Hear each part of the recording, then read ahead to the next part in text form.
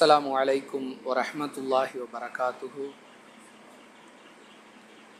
இன்னல் ஹம்தலில்லாஹ் நஹ்மதுஹு வ நஸ்தஈனுஹு மை யஹ்திஹில்லாஹு ஃபலா முதில்ல லஹு வ மை யுத்லில் ஃபலா ஹாதிய லஹு. வ அஷ்ஹது அன் லா இலாஹா இல்லல்லாஹு வஹ்தஹு லா ஷரீக லஹு வ அஷ்ஹது அன்ன முஹம்மதன் அப்துஹு வ ரசூலுஹு. அம்மா பஅத். أعوذ بالله من الشيطان الرجيم. يا أيها الناس اتقوا ربكم الذي خلقكم من نفس واحدة وخلق منها زوجها وبث منهما رجالا كثيرا ونساء واتقوا الله الذي تساءلون به والأرحام إن الله كان عليكم رقيبا. يا أيها الذين آمنوا اتقوا الله حق تقاته ولا تموتن إلا وأنتم مسلمون. يا أيها الذين آمنوا اتقوا الله وقولوا قولا سديدا يصلح لكم أعمالكم ويغفر لكم ذنوبكم ومن يطع الله ورسوله فقد فاز فوزا عظيما.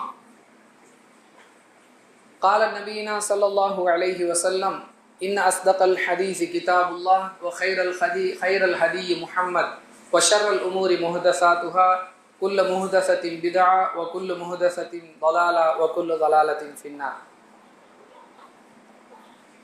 பேரன்பிற்கும் பெருமதிப்பிற்கும் உரிய எல்லாம் வல்ல அல்லாஹுவின் நல்லடியார்களே, அல்லாஹுவின் பேரருளால் அவனுடைய கட்டளையாகிய இந்த ஜும்ஆவுடைய வணக்கத்தை நிறைவேற்றுவதற்கும் அதன் ஒரு பகுதியாக அவனுடைய மார்க்கத்தை அதன் தூய வடிவில் அறிந்து கொள்வதற்குமான வாய்ப்பை நாம் எல்லாம் பெற்றிருக்கின்றோம்.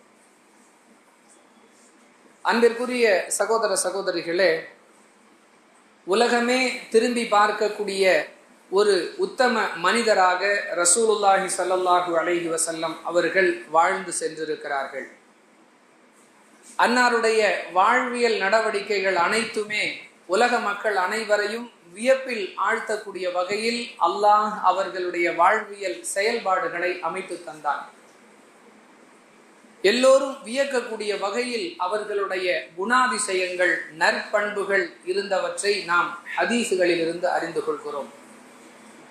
அந்த வகையில் அனைவரையும் வியப்பில் ஆழ்த்திய மிகச்சிறந்த நற்குணங்களுக்கு சொந்தக்காரராக இருந்த ரசூலுல்லாஹி ஸல்லல்லாஹு அலைஹி வஸல்லம் அவர்கள் தங்கள் வாழ்வில் எடுத்து நடந்த, கடைபிடித்த, அவர்களோடு ஒன்றி போயிருந்த சில செய்திகளை நபிகளாரின் நற்குணங்கள் என்ற தலைப்பின் கீழ் இன்ஷா அல்லாஹ் இன்றைய ஜும்ஆவுடைய சிந்தனையாக நாம் பெற்றுக்கொள்ள இருக்கிறோம்.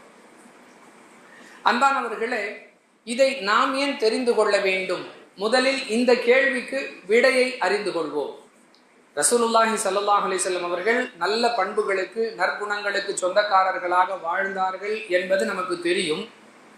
அவற்றை ஒவ்வொன்றாக தனித்தனியாக ஒரு ஜும்ஆ பயானாக பேசக்கூடிய அளவிற்கு என்ன தேவை என்ற கேள்விக்கு நாம் விடை காணுவதாக இருந்தால், திருக்குர்ஆனுடைய 33வது அத்தியாயத்தின் 21வது வசனத்தில் அல்லாஹ் சொல்லக்கூடிய செய்தி இதற்கு சிறந்த பதிலாக இருக்கிறது. லக்கது கான லக்கும் உஸ்வத்துன் ஹஸனத்துன். அன்பானவர்களே, அல்லாஹு தஆலா ரசூலுல்லாஹி ஸல்லல்லாஹு அலைஹி வஸல்லம் அவர்களை நமக்கு சொல்லுகிறான் உஸ்வத்துன் ஹஸனா, அழகிய முன்மாதிரி என்று சொல்லுகிறான்.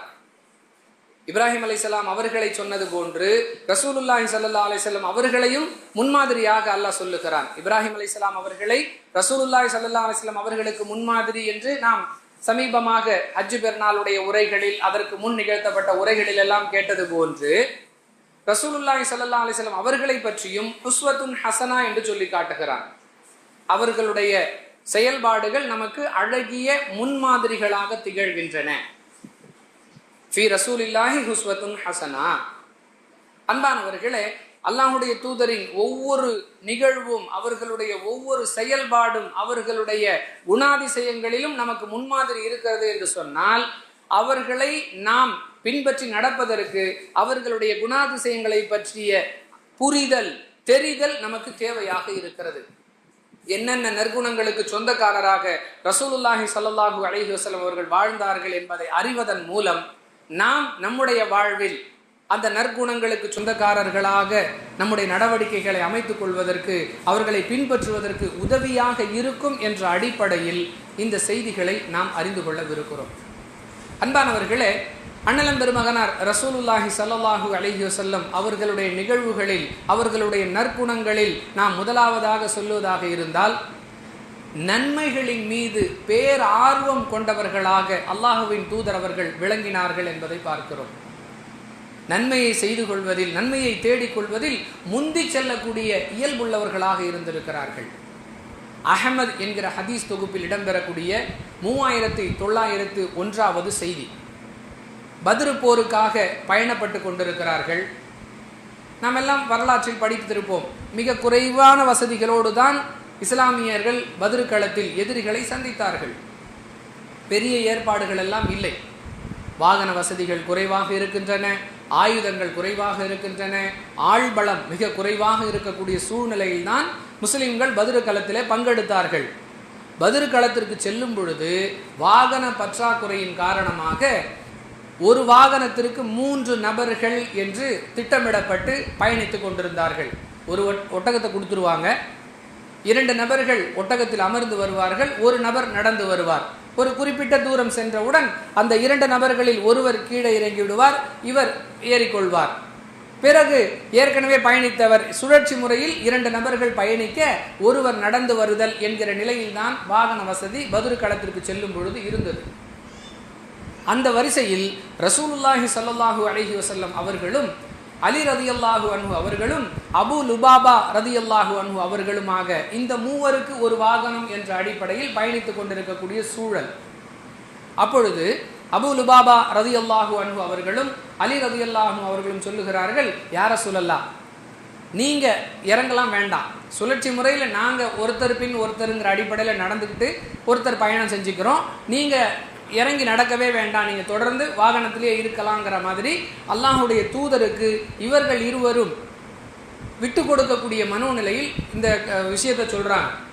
ரசூலுல்லாஹி ஸல்லல்லாஹு அலைஹி வஸல்லம் சொன்னார்கள், நானும் நன்மையில் தேவை உள்ளவனாக இருக்கிறேன், எனக்கும் நன்மை தேவையில்லை. போர்க்களத்திற்கு செல்லும் பொழுது ஏற்படக்கூடிய சிரமங்களை சகித்துக் கொள்வதால் கிடைக்கக்கூடிய நன்மையில் எனக்கும் தேவை. நான் ஒன்ன நன்மையில் தேவையற்றவனாக இல்லை, எனக்கும் நன்மை வேண்டும். அதனால சுழற்சி முறையில் எல்லாருமே பயணிப்போம், எல்லாருமே நடப்போம். அன்பானவர்களே, ஒரு இறை தூதர், ஒரு அரபு தீபகற்பத்துடைய அதிபதி, அவர்களுக்கு ஒன்று என்றால் சஹாபாக்கள் தங்களுடைய உயிரையும் கொடுக்க தயார். வெளிப்படையாக சொன்னால் இது ஒரு சாதாரண விஷயம். நீங்க அல்லாஹுடைய தூதர், நீங்க வாகனத்திலே வாங்க, நாங்க மாறி மாறி நடந்து கொண்டு வாகனத்தில் ஏறிக்கொண்டு பயணிக்கிறோம்னு சொன்னதை கூட ஏற்றுக்கொள்ள முடியாத அளவிற்கு அந்த நன்மையை கூட நான் இழப்பதற்கு தயாராக இல்லை, நானும் நன்மையில் தேவை உள்ளவனாக இருக்கிறேன் என்று அல்லாஹ்வின் தூதர் ஸல்லல்லாஹு அலைஹி வஸல்லம் சொன்ன செய்தியை பார்க்கிறோம். நன்மையில் முந்திக் கொள்ளுதல் என்கிற நற்குணத்திற்கு சொந்தக்காரராக நபி ஸல்லல்லாஹு அலைஹி வஸல்லம் அவர்கள் விளங்கினார்கள் என்பது இந்த ஹதீஸ் நமக்கு சொல்லக்கூடிய பாடம். அன்பானவர்களே, இன்னும் அல்லாஹுடைய தூதர் ஸல்லல்லாஹு அலைஹி வஸல்லம் அவர்களுடைய நடவடிக்கையை பற்றி பார்க்கிறோம். புகாரியில 4837வது செய்தி. ரசூலுல்லாஹி ஸல்லல்லாஹு அலைஹி வஸல்லம் இரவு நேரங்களில் நின்று வணங்கக்கூடியவர்களாக இருக்கிறாங்க. அதன் காரணமாக அவர்களுடைய பாதங்கள் வீங்கிவிடும், சுரந்துவிடும். இதை கவனித்த ஆயிஷா ரதியல்லாஹு அன்ஹா சொல்லுகிறார்கள், யார சொல்லலாம், அல்லாஹ் உங்களை பற்றி சொல்லுகிறான், லியக்ஃபிரு லக்கல்லாஹு மா தகத்தம மின் தம்பிக வ மா தஅக்கர், முன்பின் பாவங்கள் மன்னிக்கப்பட்டவர் என்று அல்லாஹ் உங்களுக்கு நற்சான்று வழங்குகிறான். அதாவது உங்களுடைய முன்பின் பாவங்கள் எல்லாம் மன்னிக்கப்பட்டு விட்டன. அப்படி இருக்கும்பொழுது நீங்க ஏன் இப்படி உங்களை வருத்திக்கிட்டு வணங்கணும், இவ்வளோ சிரமப்பட்டு நீங்கள் ஏன் இபாதத் செய்யணுங்கிற அர்த்தத்தில் ஆயிஷா ரதியல்லாஹு அன்ஹா அவர்கள் ரசூலுல்லாஹி ஸல்லல்லாஹு அலைஹி வஸல்லம் அவர்களை பார்த்து கேட்கிறாங்க. அன்பானவர்களே, அதற்கு அல்லாஹுடைய தூதர் சொன்ன பதில் என்ன தெரியுமா? அப்தன் ஷக்கூரா, அகூன அப்தன் ஷக்கூரா, நான் நன்றியுள்ள அடியானாக இருக்க வேணாமா? அல்லாஹ் எவ்வளோ உபகாரங்களை நமக்கு செஞ்சிருக்கிறான், இதற்கு அல்லாஹுக்கு நன்றி செலுத்துவதற்காகவாவது நான் இப்படி வணக்கங்கள் செய்வது தானே சரியாக இருக்கும். அல்லாஹுவுக்கு நன்றி செலுத்தி அதன் மூலம் கிடைக்கக்கூடிய நன்மையை கூட இழந்துவிடக் கூடாது என்று சொல்லக்கூடிய அளவிற்கு வணக்க வழிபாடுகளில் ஆர்வம் உள்ளவர்களாக திகழ்ந்தார்கள். அதன் மூலம் தான் நன்மை செய்வதில் முந்திக் கொள்பவன் என்பதை அல்லாஹுவிடம் சமர்ப்பிக்கக்கூடியவர்களாக, மனிதர்களுக்கு காட்டுவதற்காக அல்ல, அல்லாஹ்விடத்தில் நான் நன்றியுள்ள அடியானா இருக்க வேணாமா அப்படிங்கிற அளவுக்கு நன்மையை தேடிக்கொள்வதில் அல்லாஹுடைய தூதர் அவர்கள் ஆர்வம் உள்ளவர்களாக இருந்தார்கள் என்பதற்கு இந்த ஹதீஸ் நமக்கு மிகச்சிறந்த ஆதாரமாக இருக்கிறது. அன்பிற்குரியவர்களை, புகாரியில 4837வது செய்தி.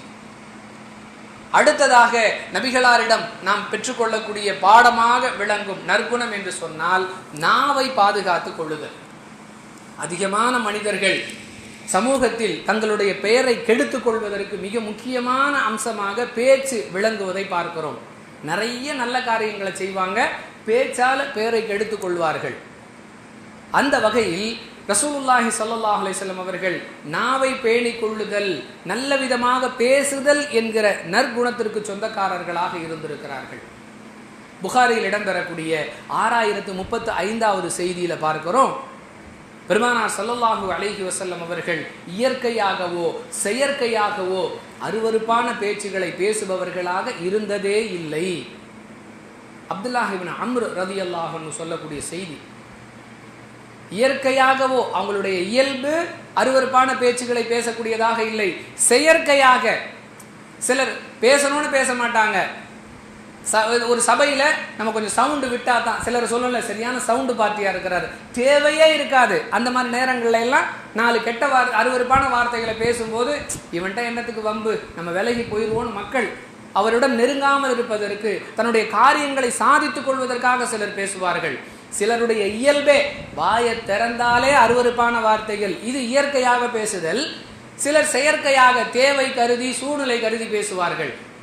அல்லாஹ்வுடைய தூதரிடத்தில் இயற்கையாகவோ செயற்கையாகவோ அருவருப்பான வார்த்தைகளை பேசக்கூடிய பழக்கம் இருந்ததே இல்லை என்று நபித்தோழர் அப்துல்லாஹ் இப்னு அம்ர் ரலியல்லாஹு அன்ஹு சொல்றாங்க. இப்படிப்பட்ட நாவை பேணக்கூடிய நற்குண சீலராக நபி ஸல்லல்லாஹு அலைஹி வஸல்லம் அவர்கள் விளங்கி இருக்கிறார்கள். புகாரியில 6046வது செய்தி, 6035வது செய்தியில பார்க்கிறோம். 6046வது செய்தியில என்ன சொல்லப்பட்டிருக்கு? அனஸ் ரலியல்லாஹு அன்ஹு சொல்றாங்க, ரசூலுல்லாஹி ஸல்லல்லாஹு அலைஹி வஸல்லம் அவர்கள் கெட்ட வார்த்தை பேசுபவர்களாகவோ சபிப்பவர்களாகவோ மற்றவர்களை திட்டுபவர்களாகவோ ஒருபோதும் இருந்ததில்லை. அன்பானவர்களே, கெட்ட வார்த்தை பேச மாட்டாங்க, யாரையும் திட்ட மாட்டாங்க, சபிக்க மாட்டாங்க. இந்த இடத்துல சிலருக்கு சந்தேகம் வரும், லஞ்சம் வாங்குபவர்களையும் லஞ்சம் கொடுப்பவர்களையும் நபி ஸல்லல்லாஹு அலைஹி வஸல்லம் சபித்தார்கள், ஹதீஸுகள்ல வருது. அப்போ ரசூலுல்லாஹ் சாபமிட மாட்டாங்கன்னு சொல்லி வருது, இங்க நபிகளார் சபித்தார்கள்னு வருகிறது. அன்பானவர்களே, மனிதன் என்ற முறையில் யாரையும் அல்லாஹ்வுடைய தூதர் சபிக்க மாட்டார்கள். இது மார்க்கம். மார்க்க கட்டளையை மீறுவதால் அவர்கள் மீது அல்லாஹ்வுடைய கோபம் இருக்கிறது, அல்லாஹ்விடம் அவர்கள் குற்றவாளிகளாக பார்க்கப்படுவார்கள் என்பதை சொல்லும் விதமாக லஞ்சம் வாங்குறவனை நபிகளார் சபித்தார்கள், வட்டியை உண்பவனை நபிகளார் சபித்தார்கள், வட்டி கணக்கு எழுதுபவரை நபிகளார் சபித்தார்கள், வட்டிக்கு ஜாமீன் போடுறவங்கள ரசூலுல்லாஹ் சபிச்சாங்கலாம் ஹதீஸ்ல வருகிறது. இது மார்க்க அறிவுரை. இதெல்லாம் செய்யக்கூடாது, செய்தால் மறுமையில் குற்றம் பிடிக்கப்படுவார்கள் என்ற அடிப்படையில் சொல்லப்படும் சாபமே தவிர மனிதன் என்கிற முறையில் நபிகளார் யாரையும் சபித்ததில்லை, யாரையும் திட்டியதில்லை, யாரிடத்திலும் கெட்ட வார்த்தை பேசியதில்லை, அருவருப்பான பேச்சை இயற்கையாகவோ செயற்கையாகவோ பேசக்கூடியவர்களாக இருந்ததே இல்லை என்பதை புகாரியில் இடம்பெறக்கூடிய 6035, 6046வது ஹதீசுகளில் பார்க்கிறோம். நாவை பேணுதல் என்கிற நற்குணத்திற்கு சொந்தக்காரர்களாக நபிகளார் இருந்தார்கள். அடுத்ததாக அன்பிற்குரியவர்களே, பெரியவர்களை மதிக்கக்கூடிய நற்குணம் நபிகளாரிடம் இருந்தது என்பதை பார்க்கிறோம். சமூகத்தில் இன்னைக்கு அந்த பண்புகளெல்லாம் காணாமற் போய்விட்டது என்று சொல்லலாம். சகஜமாக பெரியவர்களை ஏளன பார்வை பார்க்கக்கூடிய நிலை, நகரம் கிராமம், படித்தவர் பாமரர் என்று வேறுபாடே இல்லாமல் பெரியவர்களை பெருசுங்கிற வார்த்தையால் தான் அழைப்பது, அடைமொழி சொல்லுவது. முந்தையெல்லாம் அங்கொன்று இங்கொன்றுமாக இருக்கும், இப்பொழுது சகஜமாக இந்த வார்த்தை புழங்குதல், எல்லோரும் இந்த வார்த்தையை பயன்படுத்தக்கூடிய நிலையை பார்க்கிறோம். பெருசு கொஞ்சம் தள்ளி நில்லு, பெருசு கொஞ்சம் ஓரமா போ, இப்படியெல்லாம் வாசகங்கள். அன்பானவர்களே, எந்த வகையிலும் நம்முடைய வார்த்தைகளால் கூட பெரியவர்களை நோவினை செய்வதை விட்டும் நம்மை நாம் பாதுகாத்து கொள்ள வேண்டும் என்பது நபிகளாரிடம் இருந்த நற்குணம் நமக்கு சொல்லக்கூடிய பாடம். அஹ்மத் என்கிற ஹதீஸ் நூலில் இடம்பெறக்கூடிய 12635வது செய்தி, அபூபக்கர் ரலியல்லாஹு அன்ஹு அவர்களுடைய தந்தை அபூ குஹாஃபா மிக முதுமையான நிலையில் இஸ்லாத்தை ஏற்றுக்கொண்டவர். அவரை ரசூலுல்லாஹி ஸல்லல்லாஹு அலைஹி வஸல்லம் அவர்களிடத்தில் தூக்கி கொண்டு வருகிறார்கள். நடக்க முடியாத அளவிற்கு முதுமை பருவம். சுமந்து கொண்டு அவரை தூக்கிட்டு வர்றாங்க ரசூலுல்லாஹ்விடத்துல. அல்லாஹ்வுடைய தூதர் ஸல்லல்லாஹு அலைஹி வஸல்லம் சொல்றாங்க, மக்கா வெற்றியுடைய காலம் அது. அல்லாஹ்வுடைய தூதர் அவர்கள் சொல்றாங்க, ஏன் முதியவரை சிரமப்பட்டு தூக்கிட்டு வரீங்க? நான் அவருடைய இருப்பிடத்தில் வந்து அவரை சந்திச்சிருப்பேன் இல்லையா? யாராவது இஸ்லாத்தை ஏற்பதாக இருந்தால் ரசூலுல்லாஹி ஸல்லல்லாஹு அலைஹி வஸல்லம் அவர்களை வந்து சந்தித்து பையத்து செய்வார்கள், இஸ்லாமிய உறுதிமொழியை ஏற்றுக்கொள்வார்கள். அபூ குஹாஃபா அவர்களுக்கு இஸ்லாமிய ஏகத்துவ கலிமாவை சொல்லித் தருவதற்காக நபிகளாரிடம் தூக்கி கொண்டு வர்றாங்க. ஆனால் ரசூலுல்லாஹி ஸல்லல்லாஹு அலைஹி வஸல்லம் சொல்றாங்க, நீங்க ஏன் சிரமப்படுறீங்க? பெரியவர் முதியவரை நான் அவருடைய இருப்பிடத்தில் வந்து பார்த்திருப்பேனே என்று பெரியவர்களை மதிக்க வேண்டிய பண்பை தன்னிடமிருந்து வெளிப்படுத்தி சமுதாயத்திற்கு கற்றுக் கொடுக்கிறார்கள். பிறகு அவர்கள் இஸ்லாத்தை ஏற்றுக்கொண்டார்கள். அவருக்கு தான் தலைமுடியெல்லாம் வெளுத்து போயிருக்கும், இவருடைய தலைமுடியை எல்லாம் சாயமிட்டு மறையுங்க அப்படின்லாம் அல்லாஹ்வுடைய தூதர் சொல்லுவாங்க. அது ஹதீஸ் நீண்டு கொண்டே போகிறது. செய்தி என்ன? இஸ்லாமிய மார்க்கத்தை ஏற்பதற்கு நபிகளாரிடம் வரக்கூடியவர்களை கூட முதியவர்களாக இருந்தா நான் அவரை போய் பார்க்கலாமே, அவங்களையே சிரமப்பட்டு கூட்டிகிட்டு வரணுங்கிற அளவுக்கு பெரியவர்களை பேணக்கூடிய பண்பு நபிகளாரிடம் இருந்தது. அன்பானவர்களே, இன்னும் பார்க்கிறோம், உம்மு ஐமன் ரலியல்லாஹு அன்ஹா ஒரு வயதான பெண்மணி. ரசூலுல்லாஹி ஸல்லல்லாஹு அலைஹி வஸல்லம் அவர்கள் அந்த பெண்மணியை சந்திக்க போறாங்க. கூட அனஸ் ரலியல்லாஹு அன்ஹு இருக்கிறாங்க. சொல்றாங்க, உம்மு ஐமன் ரலியல்லாஹு அன்ஹா அவர்களை சந்திப்பதற்காக ரசூலுல்லாஹி ஸல்லல்லாஹு அலைஹி வஸல்லம் அவர்கள் போனாங்க. நான் அவர்களோட இருந்தேன். அவர்களுடைய வீட்டில் போய் நாங்கள் இருவரும் நபிகளாரும் நானும் உம்மு ஐமன் ரலியல்லாஹு அன்ஹா அவங்களை சந்திச்சோம். அப்பொழுது உம்மு ஐமன் ரலியல்லாஹு அன்ஹா அவர்கள் ஒரு பாத்திரத்தை ரசூலுல்லாஹி ஸல்லல்லாஹு அலைஹி வஸல்லம் அவர்களிடத்துல கொடுத்தாங்க. அந்த பாத்திரத்தில் ஏதோ ஒரு பானம், குடிபானம் இருந்தது. ஏதோ ஒரு ட்ரிங்க். அல்லாஹ்வுடைய தூதர் நோன்பு வச்சிருந்தாங்களா அல்லது அந்த பானம் அவங்களுக்கு பிடிக்கலையான்னு தெரியல.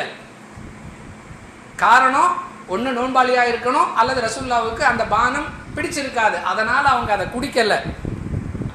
தான் கொடுத்த பொருளை ரசூல் ஸல்லல்லாஹு அலைஹி வஸல்லம் குடிக்கலையேங்கிற அந்த வருத்தத்துல உம்மு ஐமன் ரலியல்லாஹு அன்ஹா கோபத்துல ரொம்ப சத்தம் போட்டு ரசூலுல்லாஹி ஸல்லல்லாஹு அலைஹி வஸல்லம் அவங்கள கடிஞ்சிக்கிறாங்க. நான் ஆசையா கொடுக்குறேன், அதை இவர் குடிக்கலையேங்கிறதுக்காக சத்தமான வார்த்தைகளை கொண்டு கடிந்து கொள்கிறார்கள்.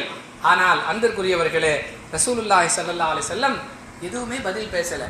நான் ஏன் குடிக்கல தெரியுமா? நான் நோம்பாளியா இருந்திருந்தா என்ன அறிவிக்கக்கூடிய ஹதீஸ் அறிவிக்கக்கூடிய நபித்தோழர் ரசூலுல்லாஹ் நோம்பாளியா இருந்தாங்களா அல்லது அவங்களுக்கு அந்த வாடை பிடிக்கல, அந்த பானம் பிடிக்கலையான்னு தெரியலங்கிற ரெண்டு காரணத்துல ஏதோ ஒரு காரணம். அல்லாஹ்வுடைய தூதர் பதில் சொல்லி இருக்கலாம், நான் நோன்பு வச்சிருக்கேம்மா அதனால குடிக்கலன்னு கூட சொல்லி இருக்கலாம். அதையும் சொல்லல. இல்ல எனக்கு இந்த வாடை பிடிக்கல அதனால நான் குடிக்கலன்னு சொல்லி இருக்கலாம். அதையும் சொல்லல. ரெண்டையுமே சொல்லாம என்ன சொல்றாங்க? அமைதியா தான் இருந்தாங்க. அப்போ பெரியவர்களை மதிக்கக்கூடிய பாங்கு எப்படி இருக்கணுங்கிறதுக்கு ரசூலுல்லாஹி ஸல்லல்லாஹு அலைஹி வஸல்லம் அவர்களுடைய நடவடிக்கை நமக்கு காட்டுகிறது. புகாரில் முஸ்லிமில் இடம்பெறக்கூடிய 4848வது செய்தியிலிருந்து இந்த விஷயத்தை அறிந்து கொள்கிறோம். அன்பானவர்களே, அடுத்து அல்லாஹ்வுடைய தூதரிடமிருந்து நாம் கற்றுக்கொள்ளக்கூடிய நபிகளாரிடம் குடிகொண்டிருந்த நற்குணங்களில் ஒன்று தன்னடக்கத்தோடு வாழுதல். ஒண்ணுமே தெரியலனா கூட அறவேக்காடுன்னு சொல்லுவோம், இல்லை சிலரை சொல்லுவோம், பெருசா எதுவும் தெரியாது, ஆனால் அவருடைய நடவடிக்கை எப்படி இருக்கும்னு சொன்னா அவரை விட அதிகமான விஷயங்கள் தெரிந்தவர் உலகத்திலேயே யாரும் இல்லை, ஊர்ல இல்லை, உலகத்திலே யாரும் இல்லை என்று சொல்லக்கூடிய அளவிற்கு அவருடைய நடவடிக்கை, அவருடைய பேச்சு, அது மாதிரியான ஒரு சூழலை பார்க்கலாம். உலகத்திலே தான் விவரமான ஆள்னு ஒரு நினைப்பு அவருக்கே இருக்கும். அதை மற்றவர்கள்ட்ட திணிக்க நினைப்பார். அந்த அளவிற்கு தலைதறிக்க ஆடக்கூடியவர்களாக பலரை பார்ப்போம். ஆனா உண்மையிலே ஒண்ணுமே தெரியாது. அன்பானவர்களே, அல்லாஹ்விடமிருந்து வஹி வந்து கொண்டிருக்கிறது. அல்லாஹ்வுடைய தூதர், அரபு தீபகற்பத்துடைய ஜனாதிபதி எந்த அளவிற்கு தன்னை பணிவாக ரசூலுல்லாஹி ஸல்லல்லாஹு அலைஹி வஸல்லம் அவர்கள் நடத்தி கொண்டார்கள், காண்பித்தார்கள் என்பதற்கு ஏராளமான ஹதீஸுகளை நம்ம பார்க்கலாம். உதாரணத்திற்கு சொல்வதாக இருந்தால் 1-2 விஷயங்கள். அன்பானவர்களே, மிக சுருக்கமாக சொல்றதுக்காக சில உதாரணங்களை சொல்றதா இருந்தா, புகாரில் இடம்பெறக்கூடிய 2411வது செய்தி. ஒரு யூதருக்கும் ஒரு முஸ்லீமுக்கும் சண்டை, வார்த்தை போர். இவர் அவரை பேச, அவர் இவரை பேச, அது ஏதோ பேசிக்கொண்டே இருக்கிறார்கள்.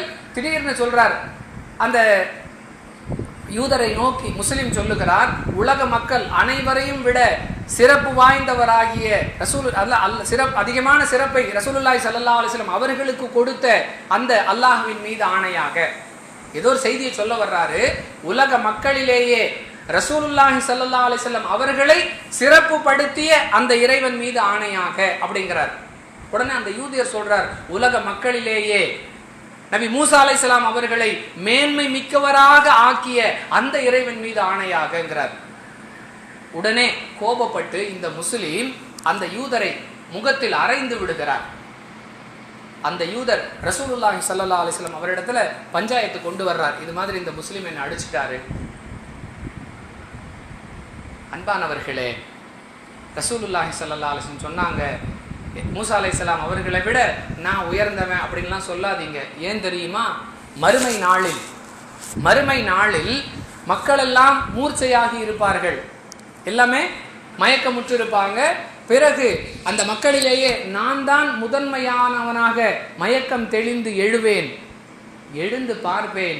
எனக்கு முன்பாக நபி மூசா அலைஹிஸ்ஸலாத்து வஸ்ஸலாம் அவர்கள் அல்லாஹ்வுடைய அரிஷின் ஒரு ஓரத்தை பிடித்து கொண்டு நிற்பார்கள். மறுமை நாளில் நான் தான் மனிதர்களிலேயே முதலாவதாக மயக்கம் தெளிந்து எழுந்திருக்கிறேன் என்று நான் நினைத்து கொண்டிருப்பேன். ஆனால் எனக்கு முன்பாக நபி மூசா அலைஹிஸ்ஸலாம் மயக்கம் தெளிஞ்சு அல்லாஹ்வுடைய அரிசை பிடிச்சிக்கிட்டு நின்றுகிட்டு இருந்தாங்க. அவங்க எனக்கு முன்னாடியே எந்திரிச்சிட்டாங்களா? இல்ல எல்லோரும் மூர்ச்சையாகுவதை விட்டும் நபி மூசா அலைஹிஸ்ஸலாமுக்கு மட்டும் அல்லாஹ் விதிவிலக்கு கொடுத்துட்டானான்னு எனக்கு தெரியாது. ஆனா எனக்கு முன்னாடி அவர் அரிசை பிடித்து கொண்டு நின்று இருக்கிறத நான் பார்க்கிறேன். பரவாயில்ல, நம்ம புகழ்ந்து தானே பேசுறாரு அப்படின்னு சொல்லிட்டு அந்த யூதரை கண்டித்து அனுப்பவில்லை. தன்னுடைய பணிவை, தன்னடக்கத்தை அங்கு வெளிப்படுத்தும் விதமாக ரசூலுல்லாஹி ஸல்லல்லாஹு அலைஹி வஸல்லம் தன்னுடைய நடவடிக்கையை அமைத்துக் கொண்டார்கள் என்பதை இந்த ஹதீஸ் நமக்கு சொல்லுகிறது. தன்னடக்கத்தோடு பணிவோடு நடக்கக்கூடியவர்களாக நபிகளார் இருந்தார்கள் என்பதற்கு இந்த செய்தி ஆதாரமாக இருக்கிறது. அன்பானவர்களே, இன்னும் ரசூலுல்லாஹி ஸல்லல்லாஹு அலைஹி வஸல்லம் அவர்கள் தன்னை எப்படியெல்லாம் பணிவானவனாக தன்னடக்கம் உள்ளவனாக காட்டிக் கொண்டார்கள் என்பதற்கு புகாரில் இடம்பெறக்கூடிய 5673வது செய்தியை பார்க்கிறோம். ஒரு சந்தர்ப்பத்தில் ரசூலுல்லாஹி ஸல்லல்லாஹு அலைஹி வஸல்லம் சொல்றாங்க, எந்த மனிதருடைய நற்செயலும் அவரை சொர்க்கத்திற்கு அழைத்து செல்லாது, அல்லாஹுடைய அருள் அவருக்கு கிடைத்தாலே தவிர. நாங்கள் எவ்வளோதான் நம்ம நல்ல அமல்களை செய்தாலும் அல்லாஹுடைய அருள் நமக்கு கிடைத்தால்தான் நம்மால் சொர்க்கம் செல்ல முடியும் அப்படிங்கிறத அல்லாஹுடைய தூதர் சொல்றாங்க. உடனே சஹாபாக்கள் கேட்குறாங்க, யார சொல்லலாம், அப்போ நீங்க உங்களுடைய நிலை என்ன? அல்லாஹுடைய தூதர் அவர்கள் சொன்னார்கள், என்னுடைய நற்செயல்களும் என்னை சொர்க்கத்திற்கு அழைத்து செல்லாது, அல்லாஹ் தன்னுடைய அருளை கொண்டு என்னை அரவணைத்து கொண்டாலே தவிர நானும் என்னுடைய நன்மைகளை மட்டும் வைத்துக் கொண்டு சொர்க்கம் போக முடியாது. நீங்கள்லாம் பொதுமக்கள், உங்களுக்கு தான் உங்க நன்மை மட்டும் போதாது, அல்லாஹ்வுடைய அருளும் தேவை. நான் யாரு தெரியுமா? நான் அல்லாஹ்வுடைய நபி, என்னுடைய நன்மையே எனக்கு சொர்க்கத்துக்கு செல்றதுக்கு போதும், அல்லாஹ்வுடைய அருளும் தேவையில்லை அப்படி சொல்லல. எனக்கும் அல்லாஹ்வுடைய அருள் கிடைத்தால்தான் நானும் சொர்க்கம் போக முடியும், இல்லைன்னா எனக்கும் சொர்க்கம் போறதுக்கு என்னுடைய நல்ல அமல்கள் எனக்கு துணை செய்யாதுங்கிற அளவுக்கு ரசூலுல்லாஹி ஸல்லல்லாஹு அலைஹி வஸல்லம் தன்னை பணிந்தவர்களாக பேசினார்கள் என்பதை ஹதீஸுகளில் பார்க்கிறோம். அடுத்ததாக அன்பிற்குரியவர்களே, பிறருடைய உணர்வுகளை மதித்து நடக்கக்கூடிய நற்குணத்திற்கு சொந்தக்காரராக ரசூலுல்லாஹி ஸல்லல்லாஹு அலைஹி வஸல்லம் இருந்திருக்கிறார்கள். மற்றவங்களுடைய ஃபீலிங்க்கு மதிப்பு கொடுக்கறதுன்னு சொல்லுவோம்ல, என் தேவை நிறைவேறணும் அல்லது நான் இப்படி பேசுறதால யார் மனம் நோகும், எதை பற்றியுமே கவலைப்படாம அப்படிப்பட்ட ஒரு வாழ்க்கை வாழக்கூடிய மக்களுக்கு மத்தியில் நபிகளாருடைய இந்த நற்குணம் வியப்பான ஒரு விஷயமாக தெரியும். அடுத்தவங்க ஒரு விஷயத்தை விரும்புகிறாங்கன்னா அந்த உணர்வுக்கு மதிப்பளித்தல். புகாரியில் 950வது செய்தி, ஆயிஷா ரலியல்லாஹு அன்ஹா சொல்கிறாங்க, சூடான் நாட்டு இளைஞர்கள் பெருநாள் தினத்தன்று அந்த போர் கவசங்களை, ஆயுதங்களை எல்லாம் வைத்துக்கொண்டு, கேடயங்களை எல்லாம் வைத்துக்கொண்டு வீர விளையாட்டுகளில் ஈடுபடுறாங்க. மஸ்ஜிதுல் நபவிக்கு முன்னாடி உள்ள ஒரு பெரிய திடல், அந்த திடலில் வீர விளையாட்டுகளில் போர் பயிற்சிகள்லாம் ஈடுபடுறாங்க. நான் அந்த விளையாட்டுகளெல்லாம் பார்க்க விரும்புகிறேங்கிறத புரிந்து கொண்ட ரசூலுல்லாஹி ஸல்லல்லாஹு அலைஹி வஸல்லம் என்னை அழைத்து கொண்டு செல்கிறார்கள். தன்னுடைய தோள் மீது ரசூல்லா நின்றுட்டு இருக்கிறாங்க. ரசூல்லாவுக்கு பின்னாடி ஆயிஷா ரலியல்லாஹு அன்ஹா அவர்களுடைய முகத்தை, நான் என்னுடைய முகத்தை ரசூலுல்லாவுடைய தோள் மீது வைத்தேன். என்னுடைய கண்ணமும் அவர்களுடைய கண்ணமும் அருகருகே இருக்கக்கூடிய அந்த நிலையில் நான் அந்த விளையாட்டுகளை எல்லாம் பார்த்துக்கிட்டே இருந்தேன். நான் போதோன்னு சொல்ற வரைக்கும் ரசூலுல்லாஹி ஸல்லல்லாஹு அலைஹி வஸல்லம் அந்த விளையாட்டுகளை பார்ப்பதற்கு எனக்கு ஏற்பாடு செய்து கொடுத்தார்கள். மனைவின்னு சொன்னா அவ வெறும் குழந்தை பெற்றெடுக்கக்கூடிய இயந்திரம், நம்முடைய ஆடைகளை துவைத்து போடக்கூடிய ஒரு வாஷிங் மிஷின், நம்முடைய நாம் பயன்படுத்தக்கூடிய பாத்திரங்களை கழுவி தரக்கூடிய ஒரு டிஷ் வாஷர், நமக்கு சமைத்து போடக்கூடிய ஒரு சமையல்காரி, இப்படி மனோநிலை கொண்ட மக்களுக்கு மத்தியில் அல்லாஹ்வுடைய தூதர் மனைவியின் உணர்வுக்கு மதிப்பளிக்கக்கூடிய மகத்தான நற்குணத்திற்கு சொந்தக்காரர்களாக இருந்தார்கள் என்பது ஒரு வியப்பான விஷயம்தான். இதை அவர்களுடைய வாழ்க்கையில் அல்லாஹ் ஏன் நடத்தி காட்டினான்? அவற்றையெல்லாம் பார்த்து நாம் பின்பற்ற வேண்டும் என்பதற்காக. அன்பானவர்களே, 6130வது செய்தி புகாரியில ஆயிஷா ரலியல்லாஹு அன்ஹா சொல்றாங்க, நான் ரொம்ப சிறுமியா இருந்தேன். ரசூலுல்லாஹ் திருமணம் செய்யும் போது நான் ரொம்ப கம்மி வயசு தான். பொம்மைகளை வைத்து என் தோழிகளோடு நான் விளையாடி கொண்டிருப்பேன்.